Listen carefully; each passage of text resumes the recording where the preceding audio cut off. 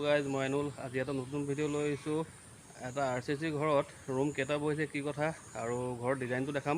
বলক ভিডিঅ'টো আৰম্ভ কৰোঁ। গাইজ, এয়া RCC ঘৰ হয়। ওপৰটো বনাব, অলপ দেৰি সময় লাগিব। এতিয়া এইটো ঘৰ বনাই ৰেডি হৈছে, ফুটিং কাটি থোৱা হৈছে আৰু ফ্ৰণ্টত এনেই ৰং এটা মাৰি থৈছে, কিন্তু পাছত আৰু ধুনীয়াকৈ ৰং মাৰিব। এতিয়া বৰ্তমান থাকিব পৰা কৰি লৈছে যেনিবা। ইয়াৰ এতিয়া মই ফাউণ্ডেশ্যনটো দেখাওঁ। ছাইডত যাব লাগিব যেনিবা। ইয়াৰ ফাউণ্ডেশ্যনটো আপোনাৰ প্ৰায় 3 ফুট আপ আছে আৰু ধৰি লওক এটা পূৰা প্ৰপাৰ হাই ৰোড নহয়, সেইটো কাৰণে আপোনাৰ ধৰি লওক ইমানটো আপোনাৰ ফাউণ্ডেশ্যনত কাফি আছে। আৰু এইটো আপোনাৰ 3.5 ফুট আপোনাৰ ফাউণ্ডেশ্যন দিয়া হৈছে। তাৰ পাছত আপোনাৰ ৱাল গাঠা হৈছে বাৰু যেনিবা। এতিয়া মই আপোনাৰ ফাউণ্ডেশ্যন দেখালোঁ, এতিয়া মই ষ্টেপলৈ যাওঁ। মই এতিয়া ষ্টেপেদি যাওঁ আৰু বহলটো, এইটো ঘৰৰ বহল হৈছে আপোনাৰ 28 ফুট আৰু দীঘলটো 42 ফুট হৈছে। আৰু এইটো ঘৰত আপোনাৰ ৰুম 4টা বহিছে। এইটো ওপৰলৈ যোৱা ষ্টেপ। আৰু এটা কথা, ষ্টেপত আপোনাৰ ধৰি লওক টাপত যদি ফুল দিয়ে চাবলৈ আৰু মজা হৈ যায়। আৰু টাইলছ লগোৱা হৈ গ'ল, কাম প্ৰায় হৈয়ে গৈছে আৰু ৰং মাৰিবলৈ বাকী আছিলে, সেইটো মাৰিব আৰু লাহে ধীৰে।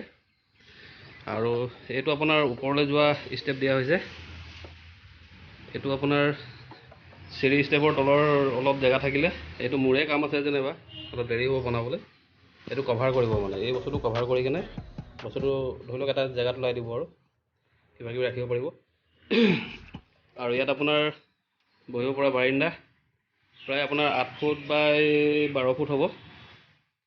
আৰু ফ্ৰণ্টৰ ডিজাইনটো এইটো দৰজাৰ ধৰি লওক ভেণ্টিলেটাৰ টাচ আছে চিম্পুলে, আৰু গ্লাছ মই লগাইছিলোঁ যেনিবা। ইয়াত আপোনাৰ ৰুম বহিছে 12টা ৰুম এটা বহিছে ইয়াত।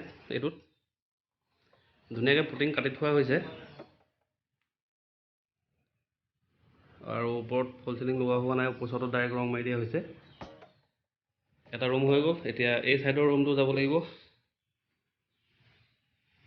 ইয়াত অলপ কাম আছে, মই এটা কাম কৰি থাকোঁ যেনিবা। এইটো আপোনাৰ 12 ফুট বাই 12 ফুট হ'ব ৰুমটো। 2টা ৰুম ৰেডি হৈ গ'ল, মই দেখালোঁ যেনিবা। বাথৰুম টাচ আছে। এই বাথৰুম ধুনীয়াকৈ টাইলছ লগাই একদম টিপটপ কৰি থৈছে। এয়া ইংলিছ কোমোডো আছে।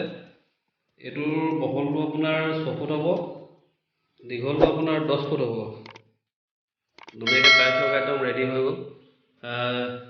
ধুনীয়াকৈ চাৱাৰো আছে, ধুনীয়াকৈ গা ধুব পাৰে। আৰু এইফালে এটা খিৰিকী দি দিছে যেনিবা পোহৰ আহিবলৈ। 2টা ৰুম হৈ গ'ল। এতিয়া যাম 3 নম্বৰ ৰুমত।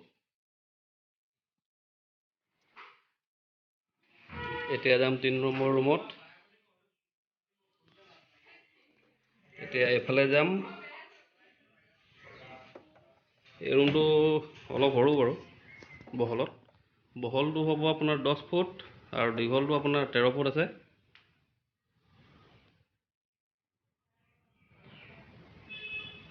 তিন নম্বৰ ৰুম হৈ গ'ল। 4 নম্বৰ ৰুমত। আৰু এটা কথা কি, আপোনাৰ ইয়াত কৰিডৰ দিয়া হৈছে।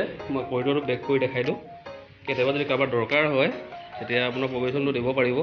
এইটো আপোনাৰ কৰিডৰ টাইপৰ হয়, একদম পাছফালে যোৱালৈকে আৰু নেক্সট ৰুমলৈকে যোৱা সুবিধা আছে। এইটো একদম পাছফালে যোৱা। আৰু এতিয়া মই ছাইডত যাম, ৰুম আছে। এইটো 4 নম্বৰ ৰুম হয়। এইটো আপোনাৰ 14 বাই 14 হ'ব। এইটো আপোনাৰ 14 বাই 14 ৰুম আৰু খিৰিকী গিলাচ চব লগোৱা হৈ গ'ল, মই লগাইছিলোঁ।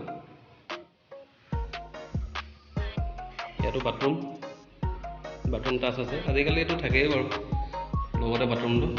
ইয়াৰো বহল আপোনাৰ 6 ফুট বা আপোনাৰ 11 ফুট হ'ব। এয়া ইংলিছ কোমোড ইয়াতো আছে,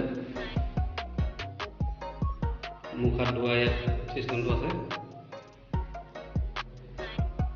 ভিডিঅ'টো মই ইমানটা সামৰিছোঁ। ভিডিঅ'টো মোৰ চেনেলত নতুন আহিছে, প্লিজ মোৰ চেনেলটো লাইক, কমেণ্ট, ছাবস্ক্ৰাইব কৰি দিব। আকৌ লগ পাম নেক্সট ভিডিঅ'ত। তেতিয়ালৈকে বাই বাই।